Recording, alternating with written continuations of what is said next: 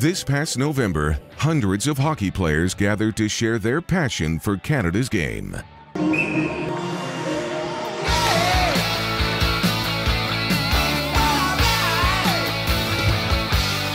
game that brings men and women of all walks of life together. More importantly, the Scotiabank Hockey for Alzheimer's tournament brought a shared commitment to raise funds that will help over 70,000 British Columbians living with Alzheimer's disease, a large number and growing quickly. Alongside recreational players are NHL alumni who have given their time and talents to be a part of this exciting tournament. Having a former NHLer as a team member provides casual hockey players a once-in-a-lifetime experience of playing with their NHL heroes. A highlight for fans of all ages was the opportunity to see honorary chair Gordie Howe. The Scotiabank Hockey for Alzheimer's is truly a weekend where dreams can come true. It's a unique event where you can tie hockey into a unique fundraising event. The model here is so different.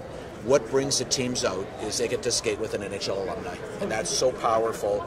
It's almost like a fantasy camp, which very few sports that I am aware of, there's no sports that you can actually play with a pro, with a bunch of hacks playing with a pro on your team, when you think of all the major sports. So it's a very unique event.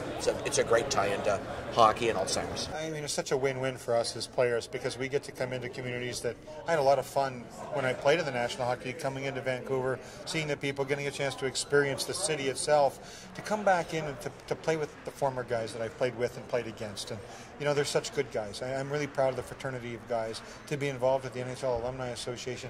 And then, you know, Gordie Howe obviously is somebody that we all have looked up to in so many different ways and admire and love to be around. It's really a treat for us.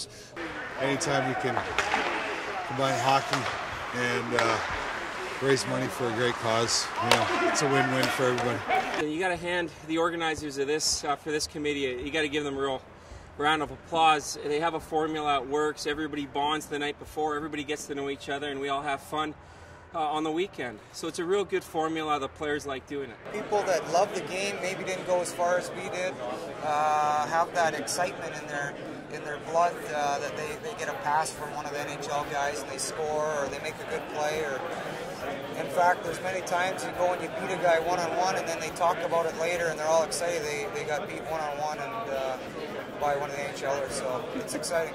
It's been a great tournament. Great city to have it in, and you know, as you can see, a lot of smiles on their faces. The tournament kicks off with the Friday night draft, where teams select the NHL alumni player of their choice to be on their squad. It takes virtually no time at all for stories and laughter to fill the room. Players enjoy food and drink while devising game strategies before lacing up the blades the next morning. It was actually really intense.